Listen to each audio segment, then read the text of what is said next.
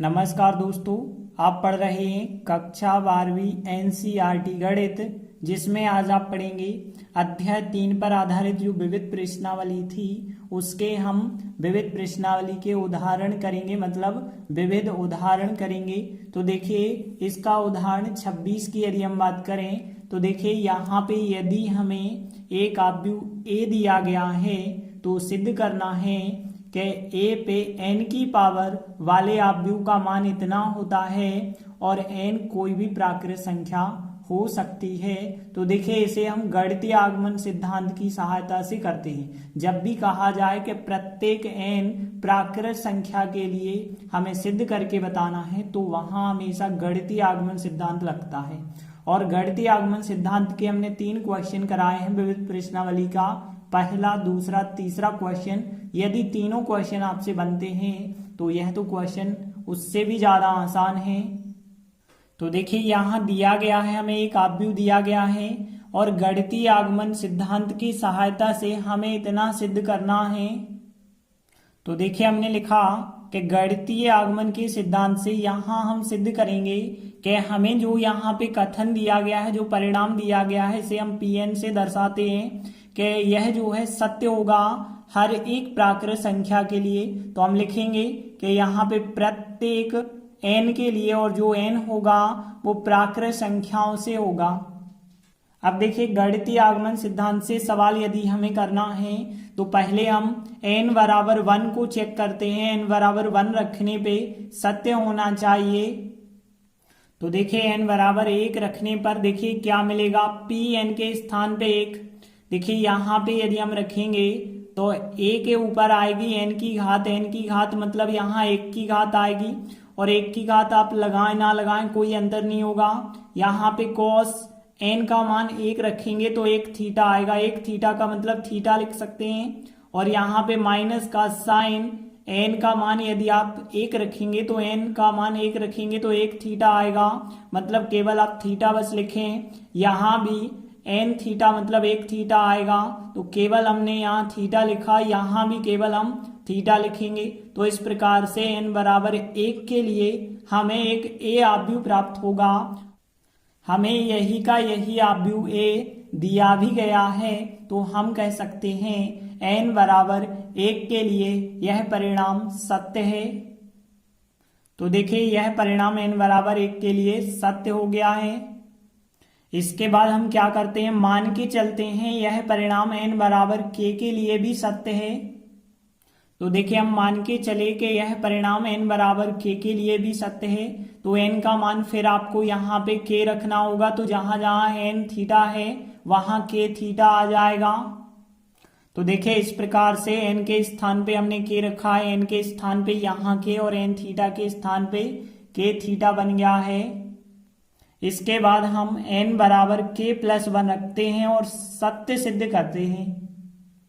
तो अब हम यह परिणाम n बराबर k+1 के लिए सत्य सिद्ध करेंगे। तो देखिए कहने का मतलब है कि अर्थात n की जगह अब क्या रखा जाएगा, k+1।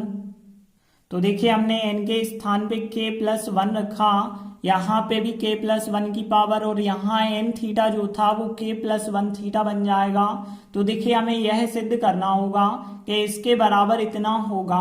तो इसके लिए हम बाएं पक्ष को लेंगे और दाहिने पक्ष के बराबर सिद्ध कर लेंगे। तो देखिए हमने बायां पक्ष लिया। अब देखिए बायां पक्ष कितना है, a के ऊपर k+1 की पावर। तो देखिए आपको पता है कि गुणा में घातें जुड़ती हैं, तो a पे k की घात अलग लिख सकते हैं और a पे 1 की घात अलग लिख सकते हैं। अब 1 की घात आप लगाएं ना लगाएं कोई फर्क नहीं होगा।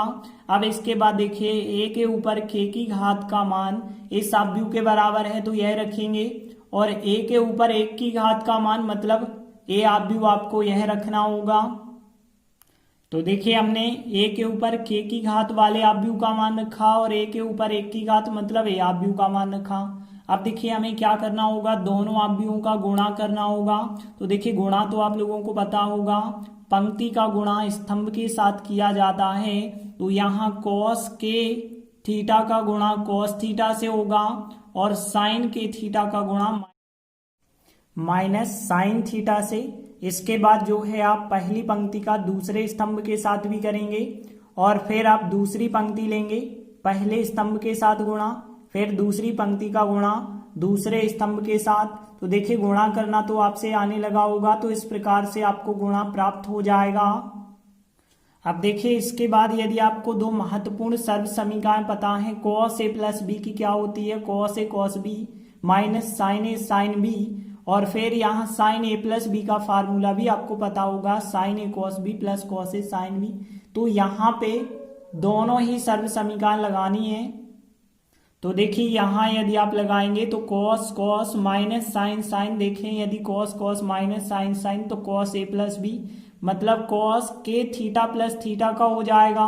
यहाँ पे देखें तो यहाँ पे cos साइन साइन cos बीच में प्लस, देखिए यहाँ sine cos plus cos sine है और बीच में प्लस है, तो साइन a प्लस बी मतलब यहाँ साइन के थीटा प्लस थीटा का होगा। यहाँ पे देखें माइनस माइनस दोनों जगह है, पहले तो माइनस कॉमन रखा, अब दोनों जगह प्लस हो गया है तो फार्मूला फिर यही बन जाएगा।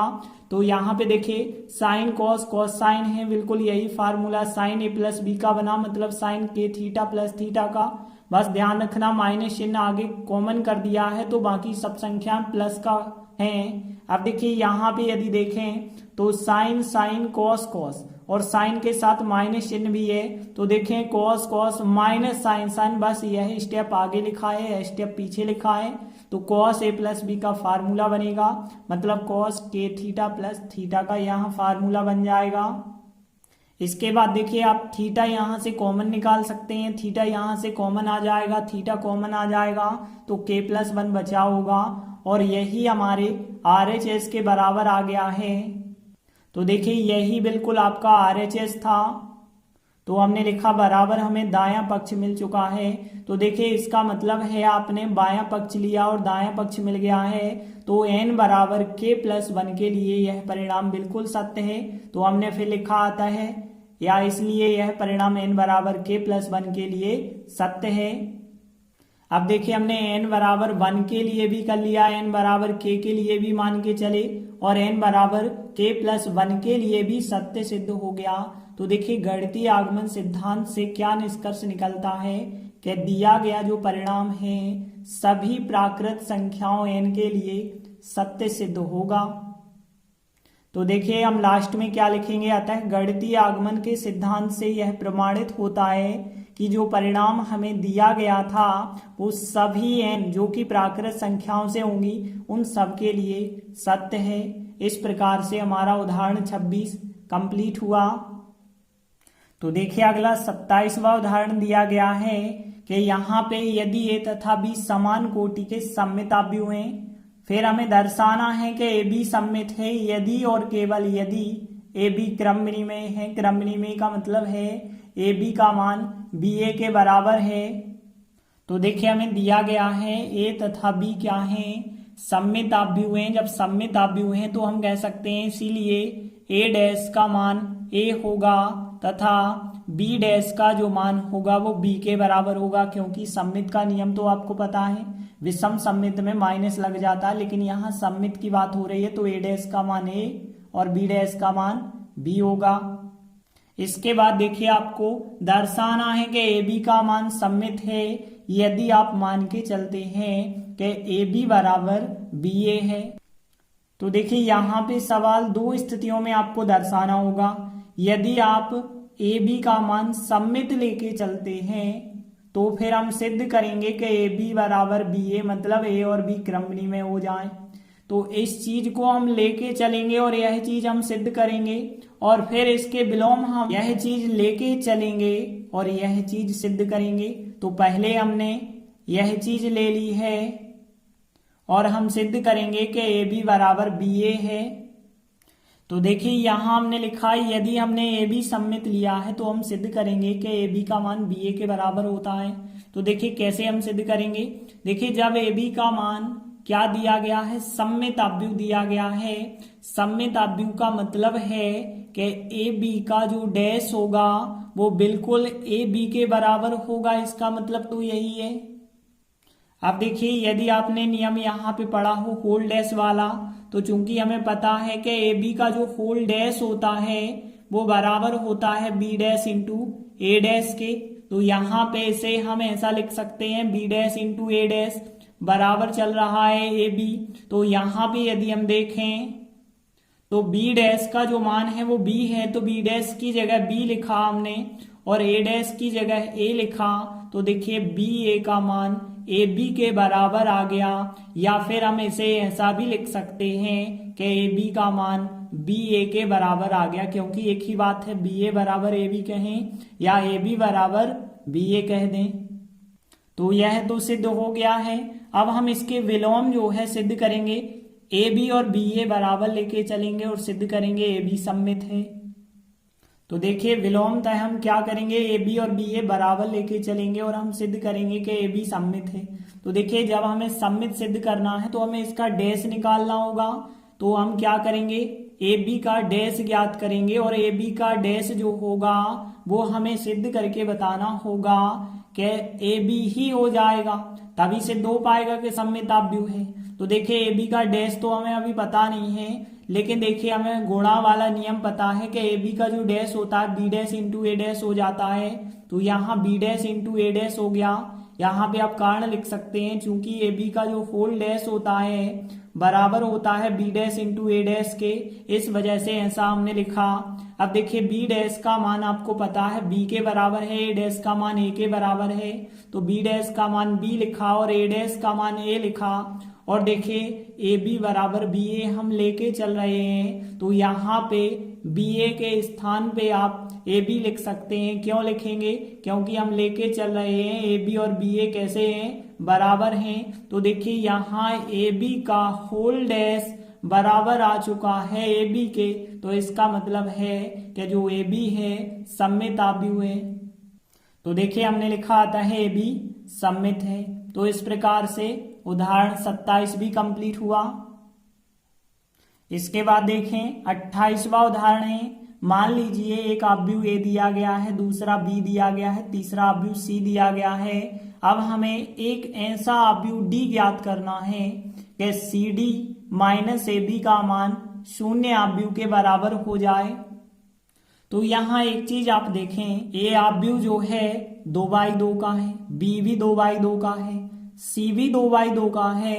तो यहाँ डी जो आव्यूह होगा वह भी 2/2 का होगा, उसमें 4 अवयव होंगे। तो देखिए हमने लिखा यहाँ ए बी सी की बात करें तो ये 2/2 कोटि के आव्यूह हैं और C D minus A B का मान 0 है।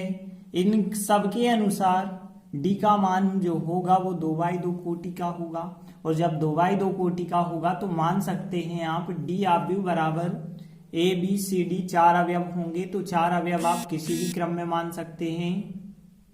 तो हमने ए बी सी डी इस क्रम में माने, आप चाहें तो ए बी सी डी इस क्रम में भी ले सकते हैं। अब देखिए जो हमें दिया गया था उस स्टेप से चले, ठीक है ना। अब जो हमें दिया है, क्या दिया गया था, C D minus A B बराबर 0 है।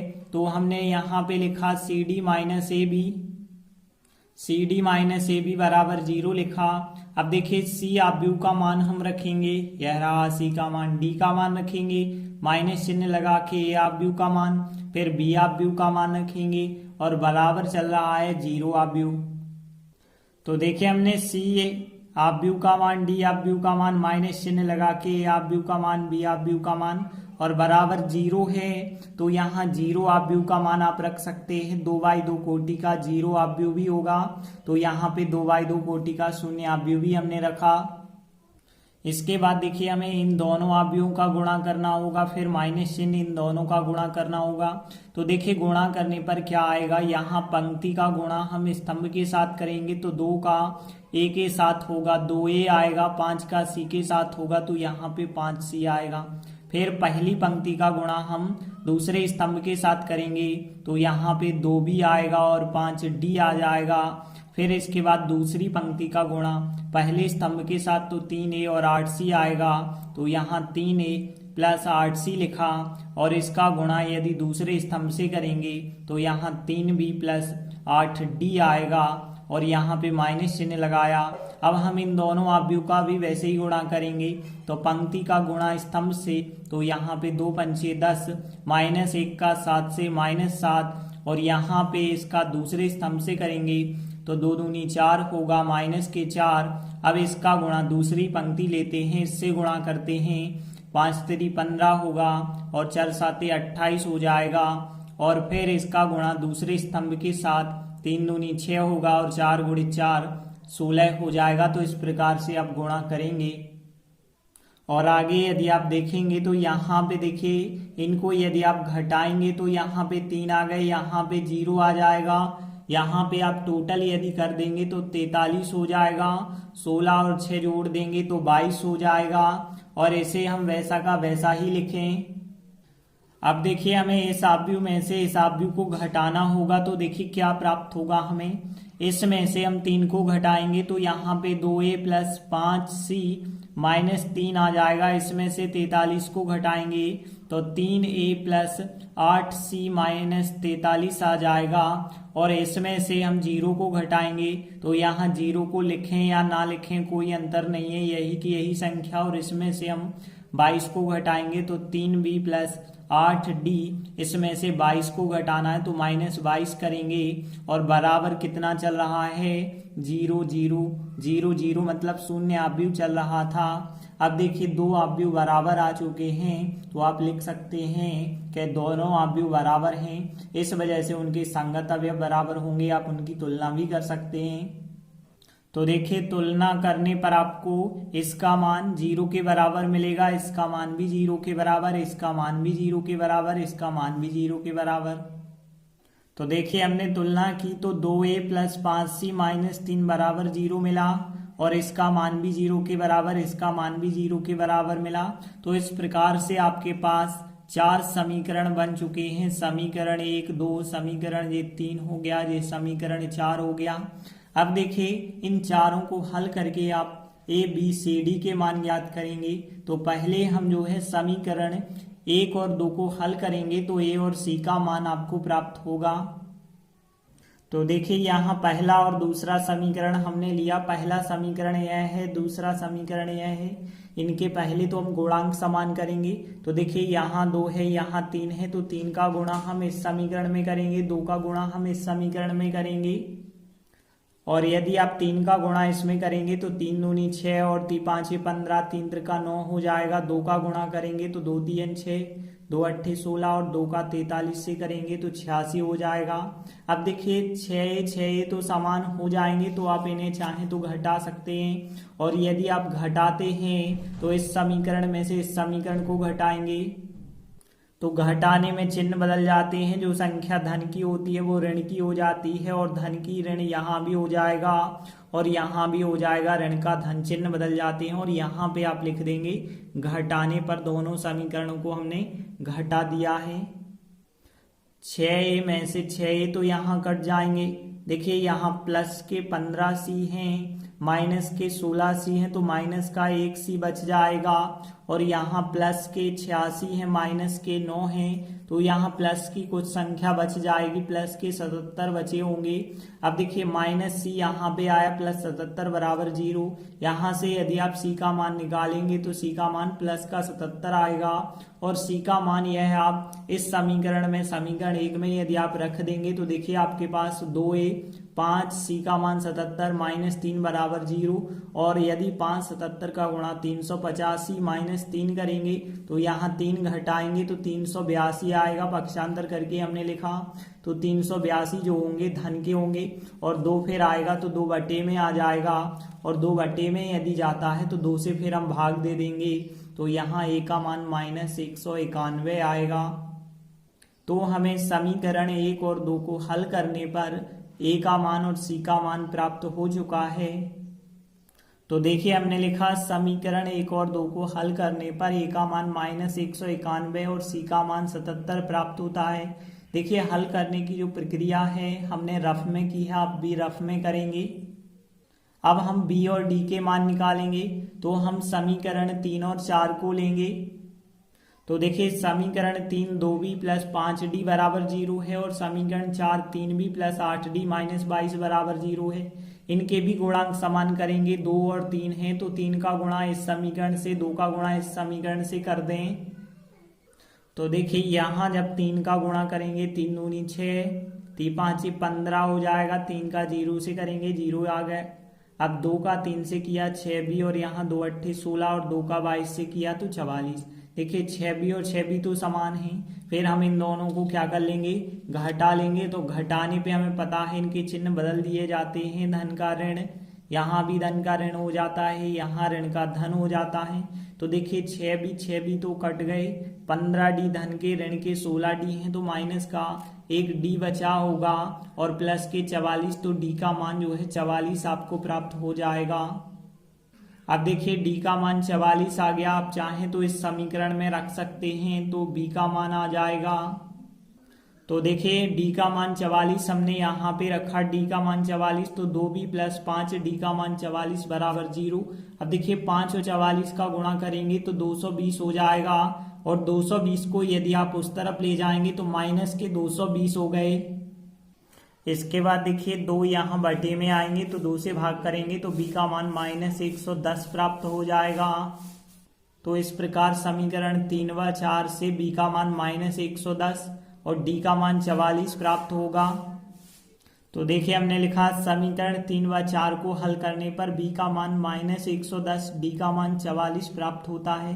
तो देखिए अतः फिर हमारा जो d आव्यूह हमने माना था, तो देखिए d आव्यूह हमने क्या माना था, a b c d माना था। इसमें यदि आप a b c d के मान रख देंगे तो देखिए माइनस 191 a का मान और b का मान माइनस 110 रखेंगे और c का मान जो है 77 रखेंगे, d का मान 44 रखेंगे। तो इस प्रकार से आपको d आव्यूह प्राप्त हो जाएगा। यही हमारा आंसर होगा।